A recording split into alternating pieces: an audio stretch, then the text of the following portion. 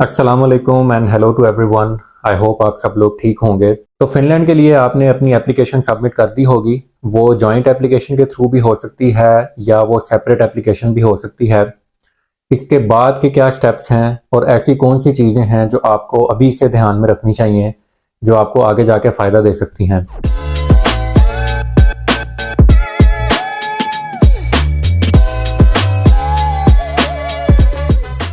तो residence permit के हवाले से तो हम बाद में जाके बात करेंगे जब एडमिशन के जो रिजल्ट्स हैं वो आना शुरू हो जाएंगे, क्योंकि अभी एज सच आपको कुछ करने की ज़रूरत नहीं है।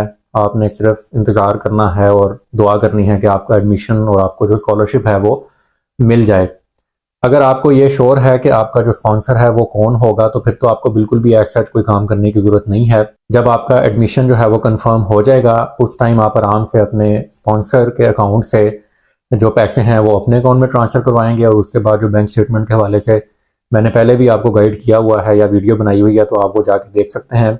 लेकिन स्टिल जब ये टाइम करीब आएगा तो उस हवाले से मैं आपको डिटेल में बताऊंगा कि आपको क्या स्टेप्स जो हैं वो करने हैं। लेकिन अगर आपको ये श्योर नहीं है कि आपका स्पॉन्सर कौन होगा, तो मीनवाइल जब तक आपका डिसीजन जो है वो आता है, उससे पहले पहले आप ये चीज़ें फिगर आउट कर लें कि आपका जो स्पॉन्सर है वो कौन होगा। मैं पहले बता चुका हूँ, आपके फैमिली में भी कोई हो सकता है स्पॉन्सर। फॉर एग्जांपल आपके पेरेंट्स या आपका भाई हो सकता है, या आपके कोई अंकल हो सकते हैं, या इवन आपका कोई फ्रेंड भी है, वो भी आपका स्पॉन्सर हो सकता है। इसमें कोई ऐसा लिमिटेशन नहीं है। तो जैसे मैंने कहा कि रेजिडेंस परमिट के हवाले से हम बाद में जाके बात करेंगे। अभी जो चीज़ें मैं आपके सामने रखना चाहता हूँ वो ख़ास तौर पे कुछ एडवाइसेस हैं जो मैं आपके साथ जो है वो शेयर करना चाहता हूँ कि अगर आप इन चीज़ों पे अभी से काम करना शुरू कर देंगे तो लेटर ऑन जब आप फिनलैंड आ जाएंगे तो ये जो चीज़ें हैं ये आपको डेफिनेटली हेल्प आउट करेंगी। तो सबसे पहली जो एडवाइस है आप सबको मेरी वो ये है कि आप अभी से जो अपना टाइम है वो ज़्यादा अपनी फैमिली के साथ जो है वो स्पेंड करना शुरू करें। क्योंकि होता ये है कि हम इस सारे प्रोसेस में अपने आप को इतना बिजी कर लेते हैं या ये समझ लेते हैं कि मैं बहुत ज़्यादा बिजी हूँ और मेरे पास टाइम नहीं है।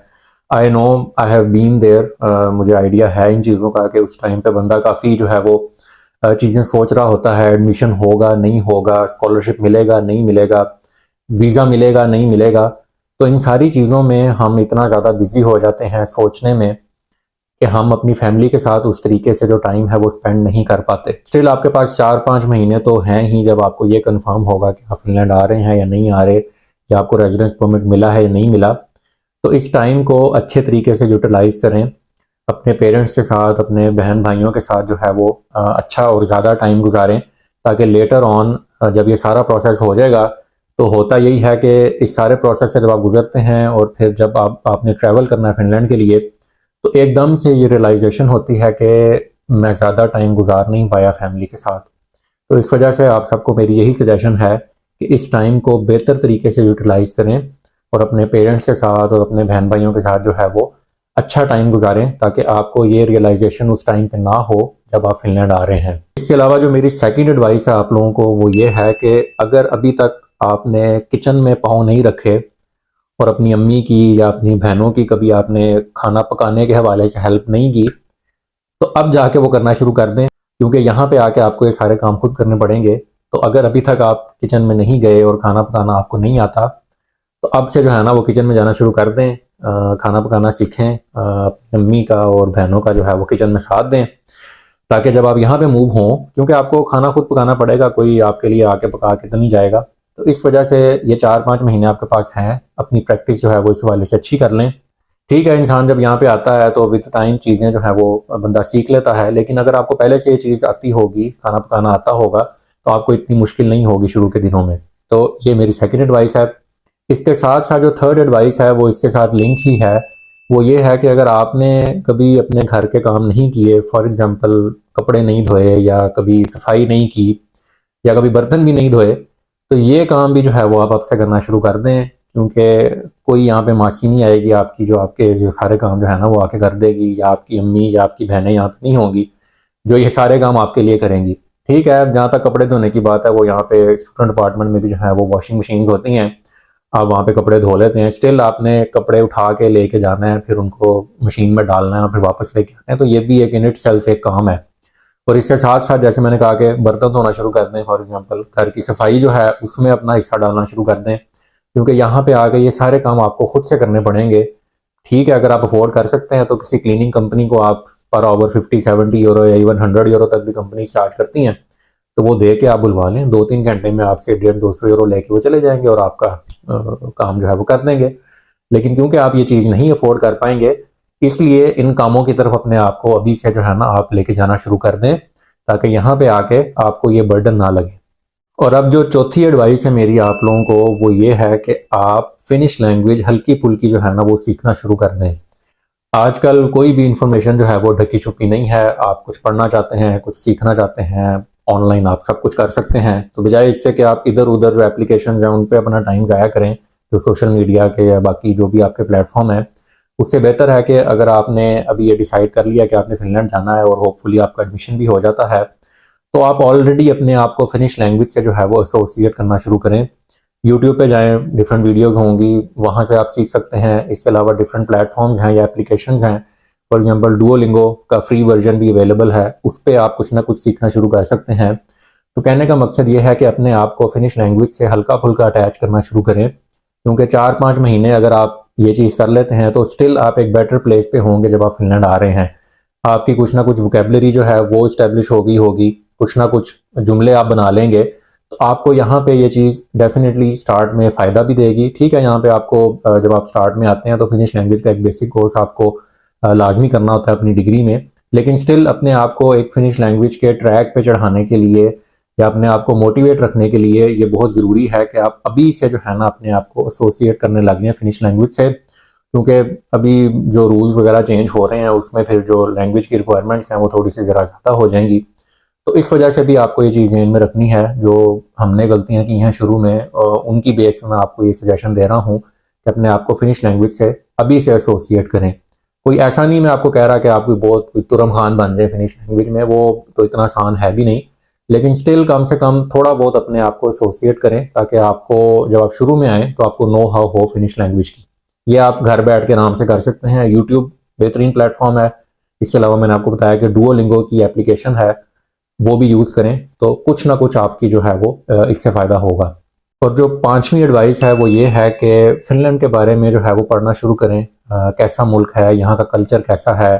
ठीक है, एक जगह पे जब आप जाके रहना शुरू करते हैं फिर ही आप थोड़ा सा क्लियरली चीज़ों को अंडरस्टैंड कर पाते हैं, बट कोई ना कोई आपके यहाँ पे दोस्त होंगे या फैमिली मेम्बर्स होंगे जो आपको स्टिल बताते रहे होंगे इस हवाले से कि फिनलैंड किस तरह का मुल्क है, कैसा कल्चर है यहाँ पे। लेकिन आप खुद से भी पढ़ना शुरू करें, फिनलैंड की थोड़ी बहुत हिस्ट्री पढ़ें। इसके अलावा यहाँ का पॉलिटिकल सिस्टम जो है वो उसके बारे में पढ़ें, कौन सी पार्टीज़ हैं, कैसे जो है वो सिस्टम ऑपरेट करता है। तो आपकी जो अटैचमेंट है वो थोड़ी सी ज़रा अभी से बिल्ड होने लग जाएगी और आपको ऑलरेडी जो है वो नॉलेज होगा फिनलैंड के बारे में जब आप यहाँ पे आएंगे। तो ये एक वैसे ही अच्छी चीज़ है कि जिस मुल्क में आप एजुकेशन हासिल करने के लिए जा रहे हैं, ठीक है, एंड गोल मोस्टली अगर देखा जाए तो यही होता है कि आप सेटल होने के लिए जा रहे हैं एक मुल्क में, तो उसकी हिस्ट्री पढ़ना, उस मुल्क के बारे में पढ़ना जो है वो ज़रूरी भी होता है। तो इस वजह से अभी से आप जो है वो फिनलैंड के बारे में भी पढ़ना शुरू करें, इनके कल्चर के बारे में पढ़ें। और जो इससे अगली मेरी एडवाइस है वो रिलेटेड है कल्चर के हवाले से, और वो भी ख़ास तौर पे जो एजुकेशन का सेक्टर है उस हवाले से, क्योंकि आप लोग यहाँ पे एजुकेशन के लिए आ रहे होंगे तो ये चीज़ें आप लोगों के लिए बड़ा ज़रूरी हैं। ठीक है, यहाँ पे आके आप चीज़ें जो है वो सीखते हैं, बट कुछ चीज़ें जो मुझे लगता है बहुत इंपॉर्टेंट हैं, उनमें से 1-2 एग्जांपल मैं आपके सामने रखना चाहता हूँ। एक बड़ी बेसिक चीज़ या एक बड़ी नॉर्मल चीज़ जो हम यहाँ पे आके एक्सपीरियंस करते हैं वो ये है कि जब मैं भी फिनलैंड आया तो हम जब अपने प्रोफेसर्स को अप्रोच करते थे, फॉर एग्जांपल क्लास में अगर अप्रोच कर रहे हैं तो हम सर कह के उनको जो है वो अप्रोच करते थे, क्योंकि ऑफ कोर्स पाकिस्तान का जो कल्चर है उसमें ज़रा रिस्पेक्ट का एलिमेंट के तौर पे हम टीचर्स को जो है या अपने प्रोफेसर्स को उनके नाम से नहीं बुलाते, हम टीचर, सर या मैम या मैडम के नाम से बुलाते हैं। यहाँ पे टोटली ऑपोजिट है। इनके नज़दीक आप इनको उनके नाम से ही बुलाएंगे तो वो ठीक है, इसमें कोई डिसरिस्पेक्ट वाला एलिमेंट नहीं है। तो यहाँ पे कोई राइट और रॉन्ग अप्रोच नहीं है। हमारे कल्चर अपनी जगह पे ठीक है और इनका कल्चर अपनी जगह पे ठीक है। इनके नज़दीक आप आराम से इनको नाम से बुलाएं। इवन जो आपके कोलीग्स हैं, बेशक वो आपसे जितने मर्जी एक्सपीरियंस्ड हैं, 20-25 साल का अगर उनका आपसे ज़्यादा एक्सपीरियंस है, तो स्टिल आप उनको उनके नाम से ही बुलाते हैं और इसमें कोई डिसरिस्पेक्ट का एलिमेंट नहीं है। तो शुरू में हम इस तरह अप्रोच करते थे, बट आहिस्ता आहिस्ता जो है ना वो रियलाइज़ हुआ कि इनको जो है वो इनके नाम से बुलाना है और ये इसमें बिल्कुल ठीक चीज़ है, इसमें कोई डिसरिस्पेक्ट वाला एलिमेंट नहीं है।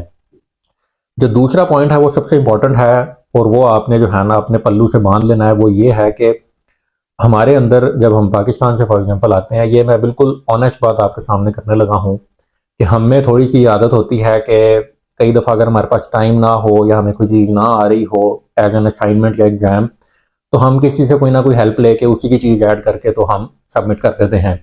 तो पाकिस्तान में हमें इतना डर महसूस नहीं होता, क्योंकि हमें स्टिल पता होता है कि इससे कोई जो कॉन्सिक्वेंसेज हैं वो इतने ज़्यादा हार्श नहीं है।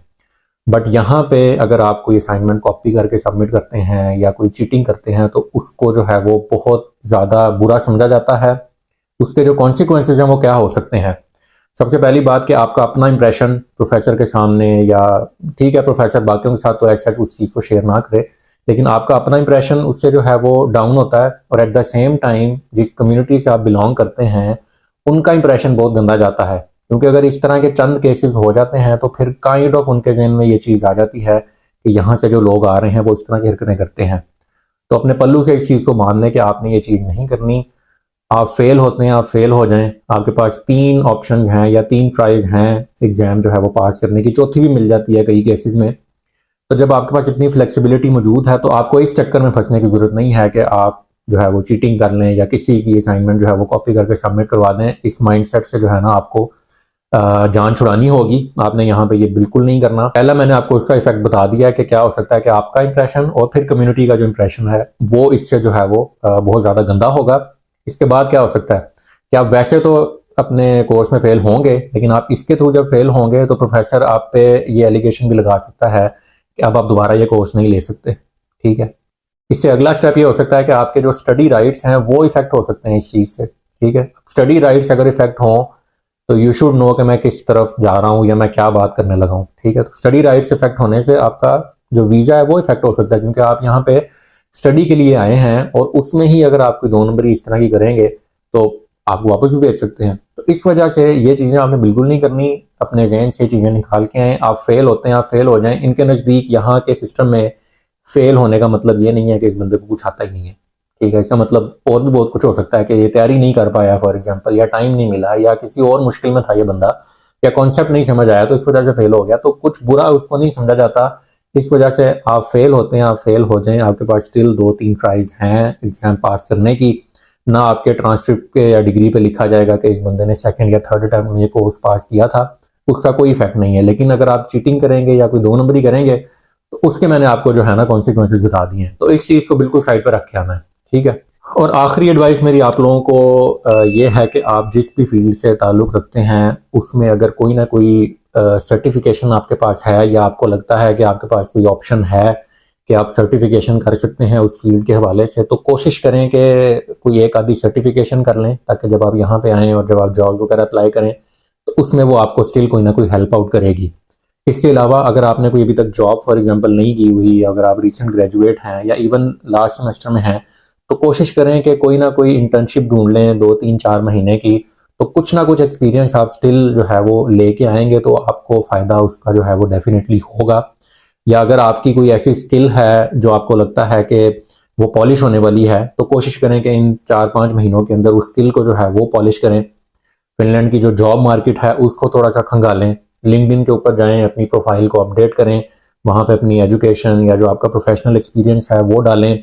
कोशिश करें कि कंपनीज को ढूंढें। लिंक्डइन के ऊपर आप कंपनीज ढूंढ सकते हैं, वहाँ पे जो हायरिंग मैनेजर्स हैं उनको ढूंढ सकते हैं। तो कोशिश करें अपनी प्रोफाइल ऑलरेडी अच्छी बिल्ड करें और वहाँ से कंपनी जो है वो सर्च करना शुरू कर दें आप अभी से ही, ताकि जब आप यहाँ पे आएँ तो आपकी जो जॉब सर्च है या जो आपकी जॉब एप्लीकेशंस हैं उनमें आपको फ़ायदा हो। तो ये मेरी कुछ सजेशंस थी आप लोगों के लिए। मैंने सोचा आप सबके साथ जो है वो ये चीज़ शेयर की जाए। तो आई होप आपको इससे कोई ना कोई फ़ायदा ज़रूर होगा। तो इंशाल्लाह किसी अगली वीडियो में आपसे मुलाकात होती है। तब तक के लिए अल्लाह हाफिज़।